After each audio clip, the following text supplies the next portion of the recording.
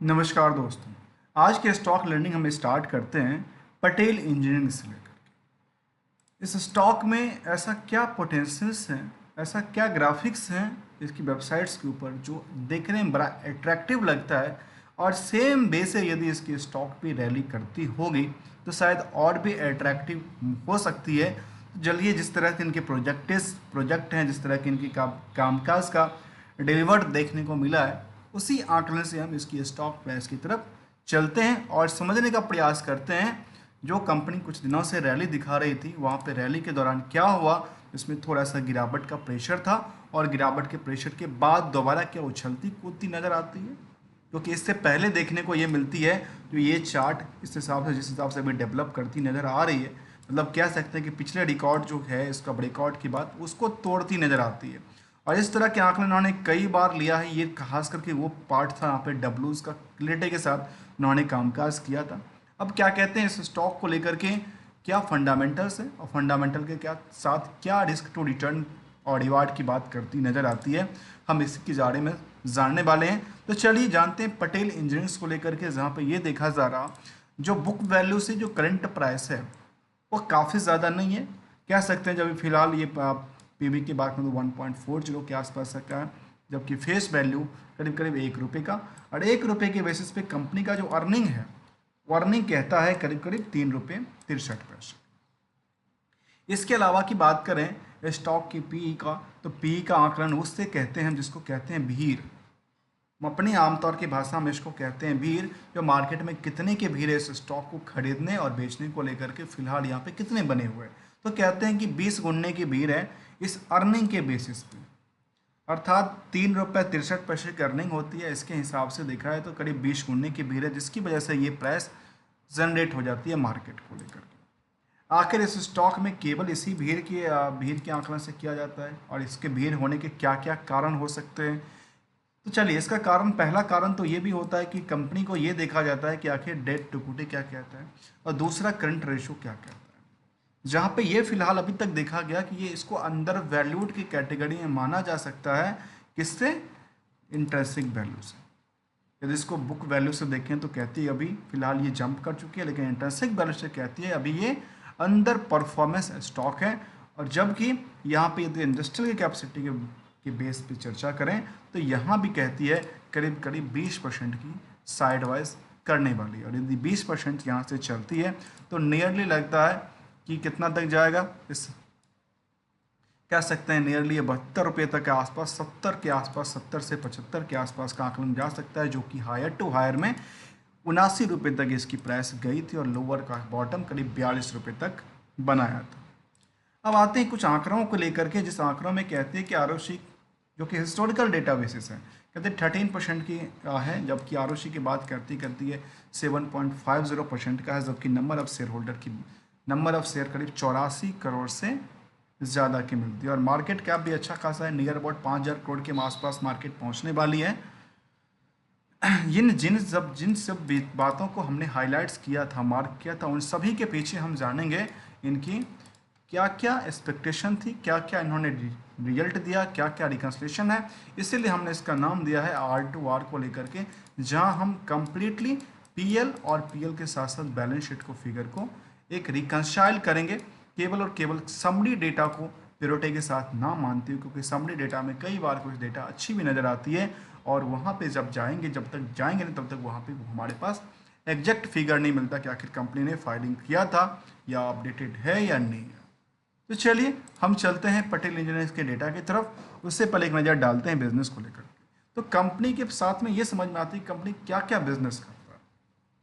तो कंपनी के बिजनेस की तरफ देखा तो कहते हैं इंफ्रास्ट्रक्चर बिजनेस, रियल एस्टेट का कारोबार करती है, एसेट्स ऑनरशिप का कारोबार है, टेक्नोलॉजी एंड इनोवेशन पर भी कंपनी ऑलमोस्ट कामकाज करती नजर आती है। ये तो था इनके लिए। जहाँ तक प्रोजेक्ट की बात करें कंपनी को लेकर के, तो प्रोजेक्ट के बारे में और भी कुछ इन्फॉर्मेशन देती होगी। तो क्या क्या इनके पास प्रोजेक्ट चल रही है, फिलहाल यहाँ पे कहती है कि हमारे पास प्रोजेक्ट हैं, जहाँ पे कहती है हमारे पास हाइड्रो इलेक्ट्रिक्स प्रोजेक्ट दिखने को मिलती है, साइबरस कुंडूज हाइड्रो इलेक्ट्रिक प्रोडक्ट इनके प्रोजेक्ट इनके पास अभी ढेर सारे देखने को मिलती है। और ये सारे प्रोडक्ट भी रनिंग में है या कामकाज प्रोजेक्ट अभी अंडर कंस्ट्रक्शन में है, ये ऐसा कोई इन्फॉर्मेशन यहाँ पे क्लैरिटी के साथ नहीं कहते हैं कि ये अंडर कंस्ट्रक्शन वाले प्रोजेक्ट हैं या कंप्लीटेड प्रोजेक्ट हैं या फिर अभी फ्यूचर प्रोजेक्ट की बात करते हैं। आते हैं मार्केट की, जहाँ पे हम पीयर्स को कंपेयर करते हुए जानेंगे जो कंपनी का क्या है स्ट्रेटजी को लेकर के। तो इसको हम, और अभी तक आपने यदि चैनल को सब्सक्राइब, वीडियो को लाइक नहीं किया है तो कर लीजिए, क्योंकि हम आपके साथ कोई टिप्स शामिल करने वाली नहीं है, केवल और केवल लर्निंग पॉइंट ऑफ व्यू से हम एक एक एस्पेक्ट को समझने के प्रयास करते हैं। पीयर्स में कहते हैं कि यहाँ पे रेल विकास निगम, आईआरबी इंफ्रा और इरकॉन जैसे कंपनी शामिल है इनके पीयर्स में। इन सभी के पीयर्स में ये भी देखा गया कि हम हमेशा क्राउड से बात करते हैं, स्टॉक के पीछे जो इंटरेस्ट है उसकी बात करते हैं। तो इंटरेस्ट जो सबसे ज़्यादा भी बना हुआ है इस स्टॉक में, इस तरह के स्टॉक में, वो इंटरेस्ट है रेल विकास निगम लिमिटेड को लेकर के। इसके बाद की बात करूँ तो आईआरबी इंफ्रा पे काफ़ी सारे अभी तक भीड़ हो चुकी है, और अदरवाइज देखा है तो अभी भी कुछ कंपनियां जहाँ पे भीड़ अभी भी पेंडिंग है, जहाँ पे देखा गया कि पीएमसी जैसे कंपनी अभी भी क्या कहती है, काफ़ी वैल्यू में कम निकल के आती है, एज पर पी काफ़ी कम निकल के आता है। आते हैं इसकी क्वार्टरली रिजल्ट की तरफ, उसके रिजल्ट के बारे में देखते हैं आखिर परफॉर्मेंस लेवल क्या आंकड़न से निकल के आती है। जहाँ पे फिलहाल ये देखने को मिलता है कि पिछले 5 दिन के चार्ट को आंकलन करें तो यहाँ पे लगातार एक गिरावट का संकेत दिया था, और यहाँ पे गिरावट, लगातार ही गिरावट हुआ था, और गिरावट के बाद दोबारा एक बार चढ़ने का प्रयास किया था स्टॉक में, लेकिन वो सस्टेन नहीं किया, मतलब मार्केट ने दोबारा इनको गिरती हुई क्रम में पाया। चाहे वो एक हमने भी 5 दिन के चार्ट का आकलन करके देखा, ऐसे हम टेक्निकल चार्ट की यदि 1 महीने के चार्ट का आकलन करके देखें तो मार्केट ने एक रैली भी दिखाई, और रैली के साथ मार्केट ने सस्टेन करती नजर आई। मतलब टाइम क्या होता है, इस टाइम सिस्टम से देखेंगे तो मार्केट क्या करती है, कहती है गिरती हुई नजर आती है। और यहाँ पे ये देखने को मिलती है कि मार्केट ने एक साइडवेज के साथ साथ मार्केट ने सस्टेन करती नजर आई थी इस प्राइस के आसपास, जो 3-4 दिन का 5 दिन का 10 दिन का पीरियड होगा, इसमें सस्टेन करती नजर आई थी। उसके बाद ऐसा मोमेंटल बना कि मार्केट इसके पीछे उछल कूद करते हुए जंप कर गई, जो कि 3-4% की उछाल कूद के साथ जंप किया। अब आते हैं क्वार्टरली रिजल्ट की तरफ, क्या कहता है। तो रिजल्ट का आंकलन इसके बारे में ये कहता है कि सेल्स को लेकर के देखा जाए जून टू जून को, तो क्या लगातार बिल्डअप हुआ है, कहते हैं नहीं, बिल्डअप तो लगातार नहीं हुआ, लेकिन हाँ नियर अबाउट तो कह सकते हैं कि हाँ इसको कंपेयर कर पाएगा थोड़ी सी गिरावट के साथ भी। लेकिन क्यू और क्यू के हिसाब से कहते हैं कि जहाँ पे काफ़ी ज़्यादा गिरावट को देखने को मिला, जबकि ऑपरेटिंग प्रॉफिट जो 15% के आसपास हुआ कर रहा था वो नियर अबाउट 15% पे रहा, उसमें कोई चिंता की बात नहीं रही। आती है चिंता की बात के लेवल लेकर देखा जाए तो वो चिंता की बात होता है इंटरेस्ट के बर्डन को लेकर के। इंटरेस्ट बर्डन को लेकर ये कहती है कि यहाँ पे कंपनी ने अपने इंटरेस्ट को नियर अबाउट थोड़ा कम किया है कंपेरेटिव टू द पिछला क्वार्टर को लेकर, जहाँ पे 100 करोड़ तक की इनके पास हुआ करता था इंटरेस्ट का बर्डन, वहाँ पे उनका इंटरेस्ट का बर्डन धीरे धीरे धीरे करके कम होती नज़र आ रही है। जहाँ पे ये भी देखा कि ऑपरेटिंग जो नेट प्रॉफिट का आंकड़ा था वो भी करीब करीब 43 करोड़ से जंप करके करीब 55 करोड़ पे जाता है, और पिछले पीरियड से ही नुकसान में देखने को बनती है। इसी चीज़ को हम यदि परसेंटेज वाइज देखें, क्योंकि परसेंटेज वाइज बड़ा इंपॉर्टेंट रोल इसलिए करता है क्योंकि जब भी कोई डेटा हो तो केवल वॉल्यूम, केवल वैल्यू को देख करके अंदाज़ा नहीं लगाना चाहिए आखिर इनका ग्रो लेवल क्या कहता है। ग्रो लेवल के लिए हमें एग्जैक्टली दिखाता है, वो कहता है परसेंटेज ऑफ ग्रो को लेकर के। तो परसेंटेज हम देखते हैं जहाँ पे कहती है जो एग्जैक्टली रिवेन्यू में करीब 1% से ज़्यादा की गिरावट दर्ज करती है, जबकि ऑपरेटिंग एक्सपेंसेस कहती है कि 35% 38% से ज़्यादा उछल जाती है। इसी क्रम में देखें तो net profit in the 26%, net profit margin करीब करीब 28%, और इवेटा के अंदर 2% की गिरावट दर्ज कर लेती है। मतलब कुछ चीज़ें अच्छी पोजीशन पे देखने को मिलती, कुछ चीज़ें अच्छी पोजीशन में नहीं देखने को बनती है। अब इसी आंकड़न को हम यदि ईयर ऑन ईयर बेसिस पे आंकड़न करें, आंकड़न करके देखें आप, तो इनमें ये निकल के आती है कि सेल्स में लगातार ईयर ऑन ईयर बेसिस पे कंपनी के पास ग्रो लेवल बनी है। चाहे आप किसी भी आंकड़न, किसी भी टाइम फ्रेम से इसको आंकलन करके देखेंगे तो ये पाया जाता है कि यहाँ पे कुछ ना कुछ बड़ी डेवलपमेंट हुई है। डेवलपमेंट खास करके कोविड के टाइम के बाद थोड़ा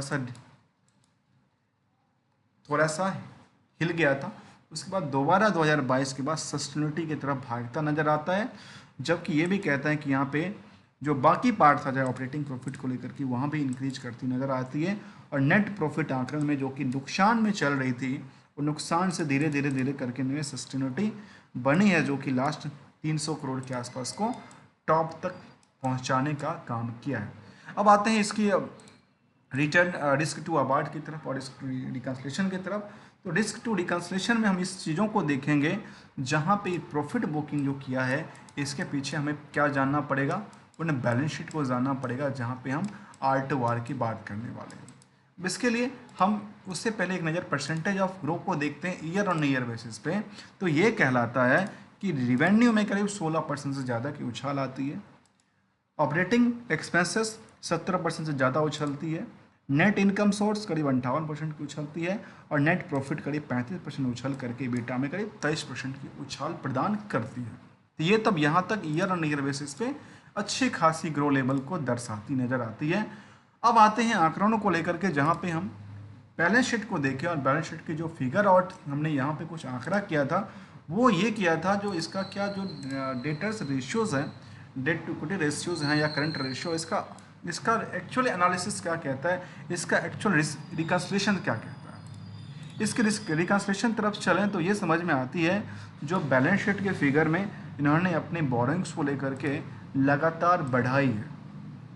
लगातार बढ़ाई कहाँ से, 2023 के कंपेरेटिव 2024 में इन्होंने करीब करीब कह सकते हैं कि 200 करोड़ तो नहीं, 150 करोड़ 175 करोड़ के आसपास, मैं राउंड ऑफ फिगर की बात कर रहा हूँ, जैसे 200 करोड़ का उन्होंने डेवलपमेंट किया, मतलब इंक्रीज किया।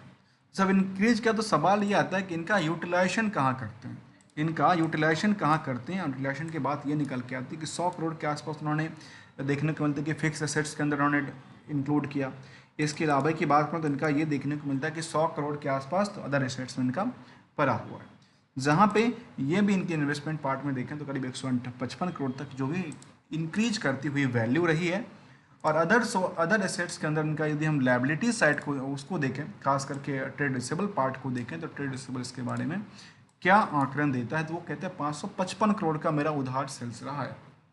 इस उधार सेल्स के पीछे रिस्क को जानना इसलिए ज़रूरी है क्योंकि ज़माना है आईवीसी का। आजकल बहुत सारे कंपनी ऐसे भी हैं, बड़ी बड़ी कंपनी जो पेमेंट नहीं दे पाते हैं एक दूसरे का, चाहे उन किसी का सर्विसेज लिया हो या किसी का लोन लिया हो। तो यहाँ पे इसका रिस्क फैक्टर जानेंगे, इसके बाद रिस्क टू रिवार्ड तरफ चलेंगे, आखिर उनके बारे में ये क्या संदेश देता है। इसमें देखा गया कि इनका रिस्क में देखते हैं जो करीब 554 करोड़ के आसपास था, उसमें कहते हैं कि 44 दिन में इनके पास पैसे आ जाते हैं, तो यहाँ पे कोई रिस्क नहीं दिखता है। लेकिन एक रिस्क दिखता है, वो रिस्क दिखना चाहिए कहाँ से, इनकी प्रॉफिट आंकड़न से। तो ये समझ में आई कि 290 करोड़ के बेसिस पे 554-55 करोड़ के आसपास का इनका डेटर्स है। मतलब ये जितने पैसे इन्होंने प्रॉफिट में बुक किया है वो अभी तक इनके पास रिलीज आए नहीं हैं, वो अभी क्या है मार्केट में इनके फंसे हुए हैं। इनका प्रॉफिट प्लस जो उन्होंने सर्विसेज दिया है दोनों के दोनों भी मार्केट में रिस्क फैक्टर पे ही चलती नजर आई है, जिसकी वजह से यहाँ देखने को मिला कि यहाँ पे ईपीएस लगातार एक गोइंग वे में चलती नज़र आई है। तो इसका एक आकलन निकल के आता है। यदि इसे हम इसको परसेंटेज वाइज देखें बैलेंस शीट को तरफ, तो ये कहता है कि cash and other short term investment के अंदर करीब 62% की उछाल आती है। इसके अलावा अदर एसेट्स में टोटल एसेट्स के अंदर 2% से ज़्यादा और लायबिलिटीज में कुछ ज़्यादा नहीं, न्यूट्रल के आसपास रही है, मतलब 1% से नीचे यदि है तो न्यूट्रल ही माने उसको। तो ये आंकड़ा निकल जाती है। अब जब ये आंकड़ा निकल जाती है तो इसके पीछे कुछ और कारण को देखते हैं कि निवेशक की लिस्ट क्या है। निवेशकों की बात करें तो यहाँ पे करीब करीब कह सकते हैं करीब 3.5 लाख के आसपास निवेशक हैं, जो जून तक के डेटा में थे। सितंबर तक के डेटा में अभी आएगा तो और एग्जैक्टली पता चलेगा, जो क्या लगातार बढ़ती नज़र आती है। तो यहाँ पे अभी तक के इनका रिकन्सलेशन ये कहता है कि लगातार इस स्टॉक में, इस कंपनी में नए निवेशक की जो पहल है वो बढ़ती जा रही है। जहाँ पे ये भी देखा गया करीब जो 2.5 लाख के आसपास की भीड़ हुआ करता था, वो भीड़ में क्या हो रहा है, लगातार बढ़ती नज़र आती है। तो इसका एक आंकड़न था, इसके लिए हमने इसको देखा, समझा और इसको ये भी देखा कि 3.5 लाख के आसपास के निवेशक हैं, जिसमें एफवाई की भी भूमिका है, डीआई की भी भूमिका और आम पब्लिक भी कारोबार करती नजर आती है। मतलब ये कह सकते हैं 50% की होल्डिंग केवल आम पब्लिक के लिए है, एफआई डीआई को छोड़ दिया जाए। अब आते हैं कुछ बल्क ट्रेड की तरफ। कुछ बल्क ट्रेड की डेटा भी निकल के आती है, नहीं अगर तो 19 जून के बाद कोई बल्क ट्रेड की डेटा निकल के नहीं आई, तो ये इनका बल्क ट्रेड का डेटा था। अब आते हैं डॉक्यूमेंटेशन तरफ, कुछ सेंटिमेंटल कुछ कहता है कि नहीं कहता है। अभी एजीएम का फेस्टिवल चल रहा है जहाँ पर इन्वेस्टर्स की एनालिसिस और मीटिंग की सिचुएशन चलती रहती है। उन्होंने प्रेस रिलीज किया था और वो भी क्या था, कब की बात है ये बात है 29 अगस्त का, जब प्रेस रिलीज करके कहा कि हमारे पास क्या होने वाली, हमने एमओयू साइन किया है रेल विकास निगम लिमिटेड से। और किस चीज़ को लेकर किया था, कहती हैं जो हमने अपने एक पटेल इंजीनियर्स लिमिटेड है जो has the signed MOU with the rail Vikas Nigam limited से एमओयू साइन करती है, किस बात को लेकर करती है उसके बारे में यहाँ पे संक्षेप में कुछ हम लेते हैं। और वो ये कहती है जो company has the MOU with the mark the beginning of the strategic partnership and in the jointly executive project in the field of the hydro and the other infrastructures project, जहाँ पे हाइड्रोजन जो है hydro electric पर company कामकाज करती है, उसी को लेकर के इनके पास एक प्रोजेक्ट है, उन्होंने एमओयू साइन किया है। इससे क्या बेनिफिट होने वाला है, उन्होंने अपने इसमें कहा कि हमारे पास ज्वाइंट प्रोजेक्ट एग्जीक्यूशन का कामकाज हो सकता है, फ्लैक्सी कोलैबोरेशंस मॉडल बन सकती है, focus efforts for the synergids की कामकाज बन सकती है। और इन्होंने अपनी कंपनी के बारे में कहा कि जो हमारी कंपनी 1949 से कार्यरत है, जो कि 75 साल हमारी कंपनी का हो चुका है। और जो कहते हैं कि कंपनी कहती है जो हमने क्या क्या काम किया, कंपनी के पास काम की एक बड़ी लिस्ट है और लिस्ट के दौरान कहती है जो डोमेस्टिक एंड इंटरनेशनल एरिया के अंदर इन्होंने क्या क्या किया। PL हैज़ कंप्लीटेड 80 करीब 85 डैम बनाया है, 40 हाइड्रो इलेक्ट्रिक प्रोजेक्ट बनाया है, मोर देन 300 किलोमीटर्स का क्या बनाया टर्न की, मतलब जो गुफाएं होती है वो उन्होंने बनाया है। और कहती है मोस्टली सेंट्रल PSU और द स्टेट गवर्नमेंट कोऑर्डिनेशन के साथ इन्होंने कामकाज किया है, मतलब ये कह सकते हैं गवर्नमेंट के साथ ही काम किया है और गवर्नमेंट की प्रोजेक्ट पे ही कंपनी कामकाज करती नज़र आई है। तो इस कंपनी को लेकर के इन्होंने ये डिटेल दिया था। और इनमें रेल विकास निगम हम जानते हैं जो कि रेल विकास एक कामकाज करने की बड़ी कंपनी है और वो भी कंपनी की लगातार जंप करती नज़र आती है उनके स्टॉक प्राइस में। अब इसमें कुछ और चीज़ को लेकर देखा जाए, वो चीज़ है एनालिसिस के पार्ट को लेकर के, उसके बारे में क्या कहती है। तो यहाँ पे कंक्लूजन ये निकलता है, उससे पहले एक नज़र हम सेगमेंट वाइज भी देखने का प्रयासरत करते हैं आखिर सेगमेंट वाइज इसके बारे में क्या कहती है। चाहे इसके नेटवर्थ की तरफ ही आंकलन करके देखें तो नेटवर्थ अच्छी खासी यहाँ पे देखने को मिलती है, चाहे स्टैंड लोन डेटा हो as on the consolidated data हो, दोनों तरफ के आंकलन यही निकल के आता है। यहाँ की तरफ यदि पीयर्स में देखें तो यहाँ पे BSE के अंदर पीयर्स में HG इंफ्रा से लेकर के जे कुमार जेक्स और पटेल इंजीनियरिंग ऐसी कंपनी शामिल है जिसमें स्टैंडलोन डेटा के बेसिस पे। और यहाँ पे जो डेटा बेसिस पे को कंपेयर किया सेम सेक्टर की जो कि BSE में है और उसका रिवेन्यू सोर्स भी सेम आंकलन और उसके हिसाब से ही निकल के आती हो, जिसका स्टैंडलोन डेटा हो या कंसोलिडेटेड डेटा की तरफ हम नज़र डालें तो यहाँ पे सबसे बेटर परफॉर्मेंस करने वाली company HG infra, J Kumar and GMR power, उसके साथ चौथा नंबर पे निकल के आता है जिसका नाम है पटेल इंजीनियर्स का। तो ये कुछ हमने इसको समझने का प्रयास किया इस कंपनी को लेकर के, जहाँ पे इस स्किनर मुझे काफ़ी अच्छा अट्रैक्टिव लगता है। कई बार कुछ डेटा फ्लैश का इशू भी होता है इसलिए मैं कई बार फिर रेफर नहीं करता हूँ। यहाँ पे फंडामेंटल्स आप चेक कर सकते हैं, रेशियोज कर सकते हैं, रेशियोज एनालिसिस के साथ, रेशियो इंश्योरेंस के साथ, और शेयर होल्डिंग पैटर्न को भी एक दफ़ा से एक ही बार में सभी कंपनियों को कंपेयर किया जा सकता है।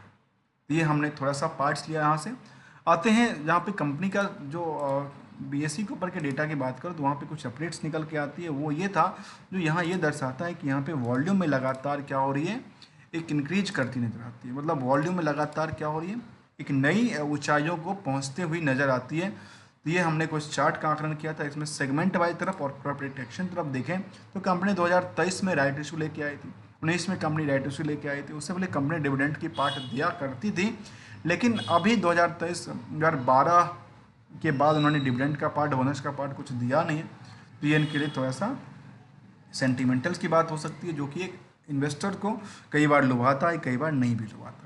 अब आते हैं सेगमेंट वाइज को लेकर, क्योंकि सेगमेंट वाइज बड़ा इंपॉर्टेंट रोल इसलिए है क्योंकि मार्केट में अलग अलग जो सेक्टर में कंपनी कामकाज करती है उसमें क्या कहती है। वो उन्होंने कहा कंपनी ने हमारा सिविल कंस्ट्रक्शन में सबसे बेटर कामकाज है और रियल एस्टेट में हमारा कोई काम नहीं, हम चुपचाप बैठे हुए हैं।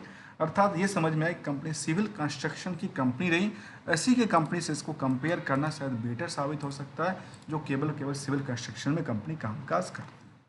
ये कुछ हमने सेगमेंट वाइज डिटेल इसलिए यहाँ पे लिया क्योंकि यहाँ पे जब आप स्किनर के ऊपर पीयर्स को देखेंगे तो यहाँ पे सिविल कंस्ट्रक्शन के अंदर ढेर सारी कंपनीज भी हैं जहाँ पे कहते हैं इंफ्रास्ट्रक्चर्स एंड डेवलपर्स ऑपरेशंस के अंदर इसको रखा गया है सेगमेंट वाइज के यहाँ पे, और ओनली जो कंस्ट्रक्शन वाली कंपनी है उसको कंस्ट्रक्शन कंपनी के अंदर रखा गया इंडस्ट्रियल की बेसिस पे। ये कुछ आंकलन था, हमने इसको समझने का प्रयास किया। चलते हैं कुछ नई कड़ी के साथ और ये समझते हैं आज के रिस्क टू रिटर्न में बना क्या। तो रिस्क रिटर्न में बना क्या, तो कहती है कि company is the recorded repeated profit लगातार बढ़ती है, कॉस्ट की बात कवरेज रेशियो की बात करती है, और company as the low return in the equity की बात करती है। कॉन्टिनेंस लायबिलिटीज थोड़ा सा ज़्यादा देखने को मिलता है यहाँ पे, करीब करीब 2900 करोड़ के आसपास की मिलती है, जबकि ये भी कहती है कि प्रमोटर्स की होल्डिंग जो है 88% की प्लेस कर रखी है। अब ये यहाँ पे एक डिमेरिट का संकेत और देता है, और company has the cost of the borings the seems high, और जो कंपनी का कॉस्ट ऑफ बोरिंग्स है वो भी कभी हाई रेंज पे देखने को मिला, कोई डिविडेंड और कोई भी बोनस का पार्ट नहीं रहा। अब आते हैं इसको लेकर के आखिर कंपनी ने जो चार्ट कहती है, चार्ट में टेक्निकल बैकग्राउंड की तरफ देखें तो पिछले एक साल की क्या अब रिकॉर्ड को तोड़ने वाली है। फिलहाल तो इससे 6 महीने की चार्ट को देखें तो ऐसा कोई आंकड़ा निकल के नहीं आता। एक बार इन्होंने चलने का प्रयास किया था लेकिन वहाँ से यहाँ तक इन्होंने चल नहीं पाए, फिलहाल यहाँ से थोड़ा सा गिरावट देखने को मिला, तो ये यहाँ से चलने के लिए तैयार हो सकती है बैक टू बैक। इसमें यही पॉइंट, क्योंकि वॉल्यूम क्या हो रही है, लगातार जंप कर रही है।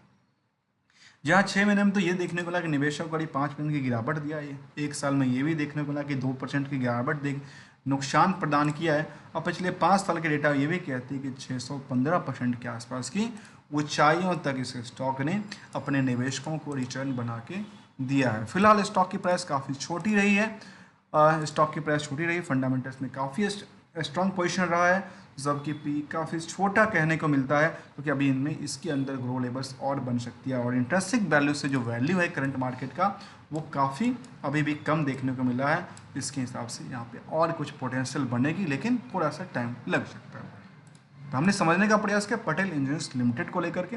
तब तक के लिए thank you so much for joining here दोस्तों।